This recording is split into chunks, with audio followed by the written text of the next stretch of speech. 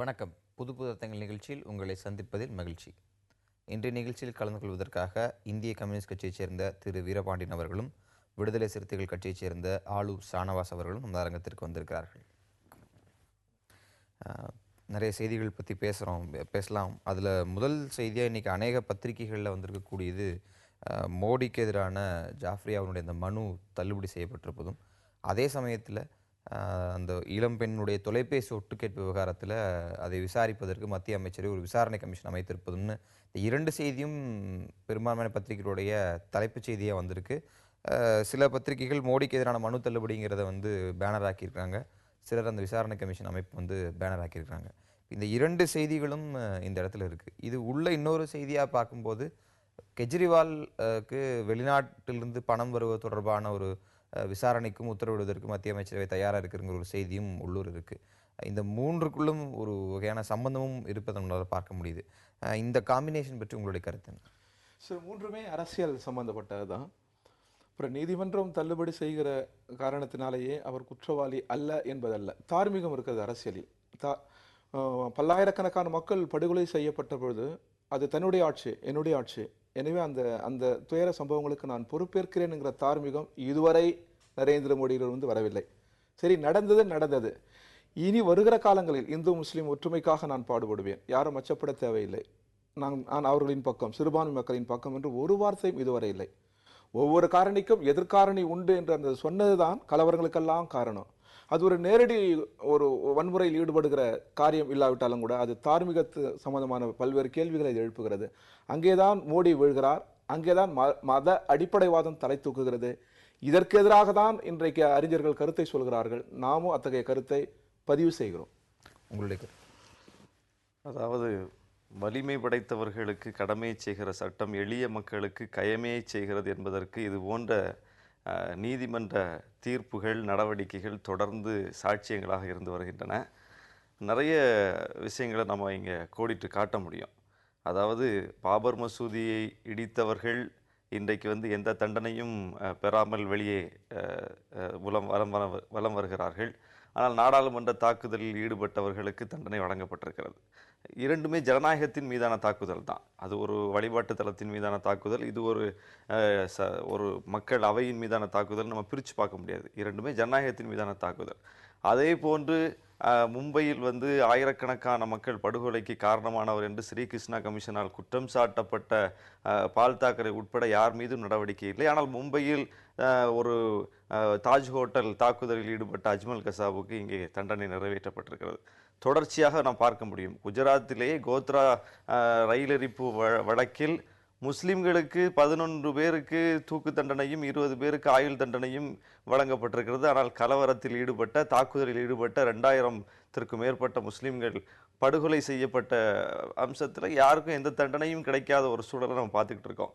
குறிப்பாக இந்த வழக்கில் எஹ்சான் ஜாஃப்ரி என்பவர் ஒரு இந்து முஸ்லீம் ஒற்றுமைக்கான ஒரு குறியீடு.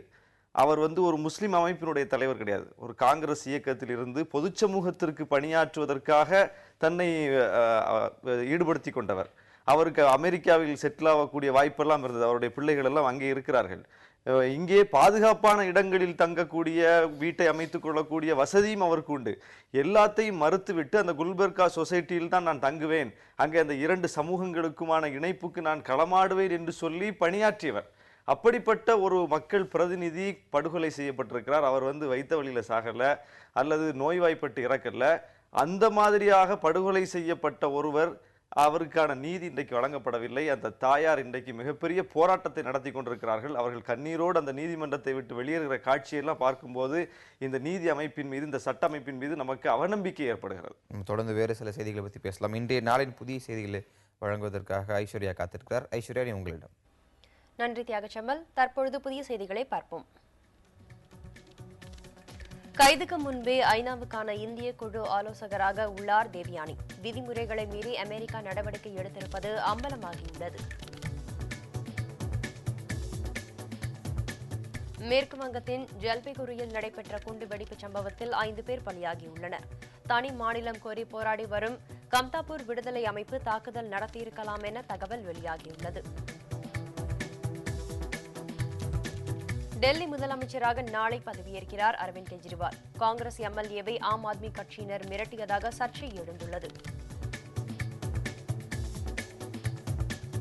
மக்களவைத் தேர்தலுக்கான ஏற்பாடுகள் குறித்து தேர்தல் ஆணையம் இன்று ஆலோசனை நடத்துகிறது. தமிழகத்தில் 9 அரசியல் கட்சிகள் மற்றும் மாவட்ட ஆட்சியர்களிடமும் கருத்து கேட்கப்படுகிறது. குல்பர்கா கலவரம் தொடர்பான வழக்கில் நரேந்திர மோடிக்கு எதிரான மனுவை அகமதாபாத் நீதிமன்றம் தள்ளுபடி செய்துள்ளது. அகமதாபாத் நீதிமன்ற தீர்ப்பை எதிர்த்து உயர்நீதிமன்றத்தில் மேல்முறையீடு செய்யப்போவதாகவும் மனுதாரர் ஜாகியா ஜாஃப்ரி தெரிவித்துள்ளார். குஜராத்தில் இளம்பெண் உளவு பார்க்கப்பட்ட விவகாரத்தில் விசாரணை கமிஷன் அமைக்க மத்திய அரசு முடிவு செய்துள்ளது. இதற்காக உச்சநீதிமன்ற முன்னாள் நீதிபதி தலைமையில் விசாரணை குழு அமைக்கப்படும் என்றும் அந்த கமிஷன் 3 மாதங்களில் அறிக்கை அளிக்கும் எனவும் தெரிகிறது.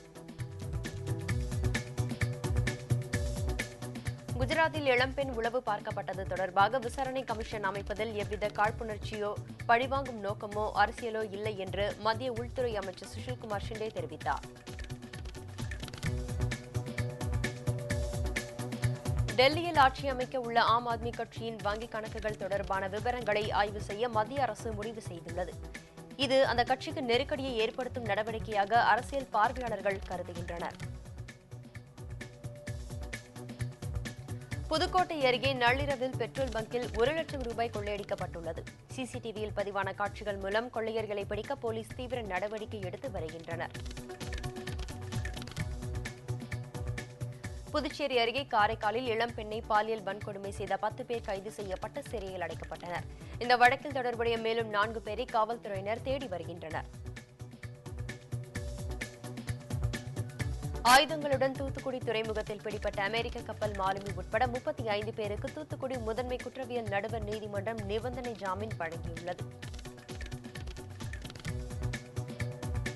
சிரியாவில் கிளர்ச்சியாளர்கள் பிடியில் இருக்கும் அலப்போ நகர் மீது அரசு படைகள் தொடர்ந்து தாக்குதல் நடத்தி வருகின்றன. கடந்த 10 நாட்களாக நடைபெற்று வரும் வான்வழி தாக்குதலில் 400க்கும் அதிகமானோர் பலியாகியுள்ளனர். தென்னாப்பிரிக்காவுக்கு எதிரான 2வது டெஸ்ட் போட்டி போதிய வெளிச்சமின்மையால் நிறுத்தப்பட்டது. முரளி விஜய் புஜாராவின் சிறப்பான ஆட்டத்தால் இந்திய அணி 181 ரன்கள் எடுத்திருந்தது. புது அர்த்தங்கள் ஒரு சிறிய இடைவேளைக்கு பிறகு தொடரும்.